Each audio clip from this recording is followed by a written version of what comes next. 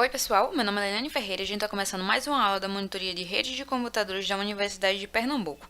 Na aula de hoje a gente vai estar fazendo um pouco da comparação entre os protocolos IPv4 e IPv6, que são referentes à camada de redes que vocês estão estudando atualmente.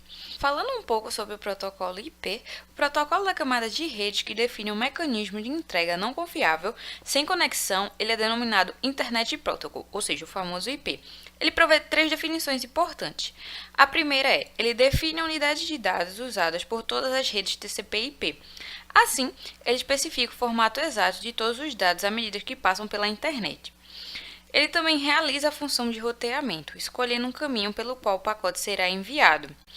E ele inclui um conjunto de regras que incorporam a ideia de entrega não confiável. Essas regras caracterizam como os hosts e roteadores devem processar um pacote, como e quando as mensagens de erro devem ser geradas e as condições sobre as quais os pacotes devem ser descartadas. O protocolo IP possui duas versões, o IPv4 e o IPv6. O endereçamento IPv4 foi a primeira versão, que permaneceu inalterada desde seu surgimento até o final da década de 1970. Entretanto, no início da década de 90, os pesquisadores argumentaram que a internet estava ficando insuficiente para novas aplicações.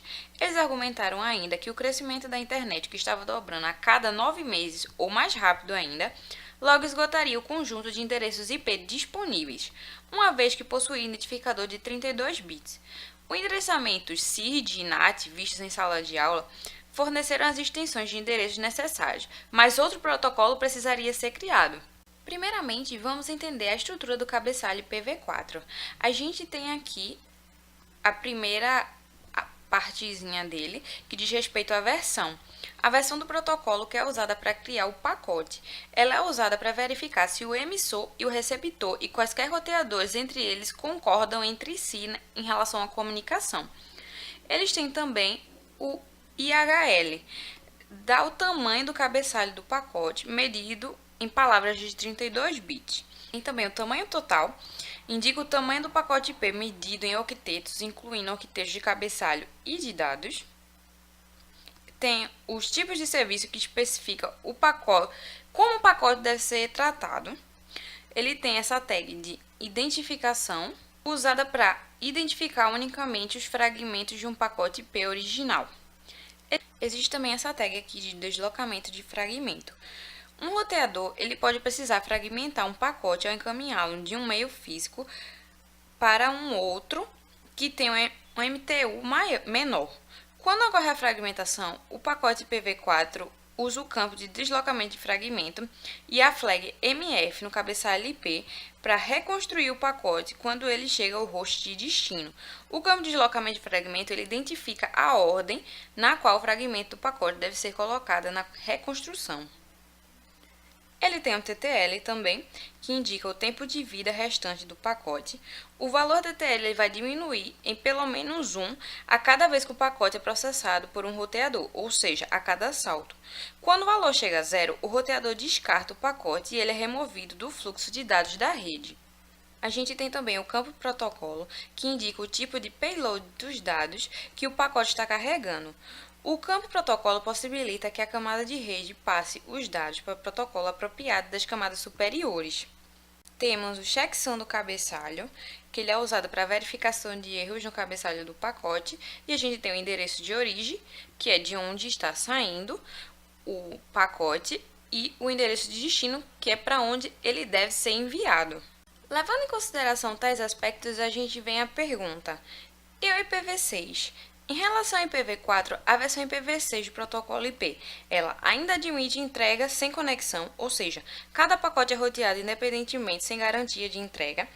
Ele permite que o emissor escolha o tamanho de um pacote e exige que o emissor especifique o número máximo de saltos que o pacote pode fazer antes de ser descartado. Dentre essas mudanças, destaca-se a remoção de 6 campos existentes no cabeçalho de IPv4, resultando tanto da inutilização de suas funções, quanto de sua reimplementação com o uso de cabeçalho de extensão. Aqui a gente tem alguns dos campos que foram modificados do IPv6 para o IPv4. No caso, esses campos aí eles foram renomeados e algumas de suas funções foram um pouco modificadas. cabeçalho IPv4, que é esse que a gente está vendo, ele agora perde alguma das suas características e se transforma nesse cabeçalho aqui. As mudanças introduzidas pelo IPv6 podem ser agrupadas em 7 categorias. Endereços maiores, o novo tamanho é bem maior, é a maior mudança que existe. O IPv6 ele quadruplica o tamanho de endereços IPv4, de 32 bits para 128 bits. A gente tem também a hierarquia de endereço estendida. O IPv6 ele usa o espaço de endereço maior para criar níveis adicionais de hierarquia de endereçamento. O formato do cabeçalho flexível, ele usa o formato do pacote completamente novo e incompatível, que inclui um conjunto de cabeçalhos opcionais. Existem também as opções avançadas, que permitem que um pacote inclua informações de controle opcionais. As opções de IPv6 elas fornecem facilidades adicionais não disponíveis no IPv4. A gente tem também a provisão para extensão de protocolo. Em vez de especificar todos os detalhes, a capacidade de extensão do IPv6 permite que a IETF adapte o protocolo ao novo hardware de rede e às novas aplicações. Existe o suporte para autoconfiguração e remuneração, que ele permite que os computadores em uma rede isolada atribuam endereços locais automaticamente. O projeto também permite que um gerente ele renumere redes em um site dinamicamente. E por fim, a gente tem o suporte para alocação de recursos, que inclui uma abstração de fluxos e bits para especificações de serviços diferenciados. Por fim, a gente pode falar um pouco sobre as vantagens do IPv6 em relação ao IPv4. Ela permite um maior controle de redes de segurança, não é necessário o uso do NAT, maior quantidade de dispositivos conectados, existe também o controle de acesso e integridade dos dados em relação aos pacotes.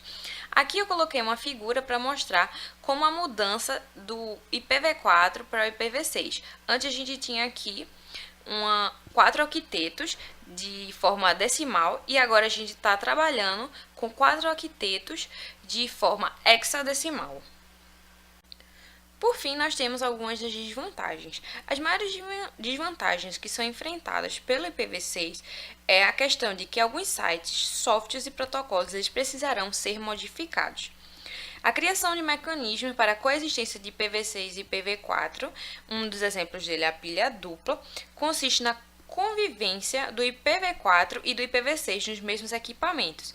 Essa técnica padrão escolhida para a transição do IPv6 na internet, ela já é utilizada atualmente.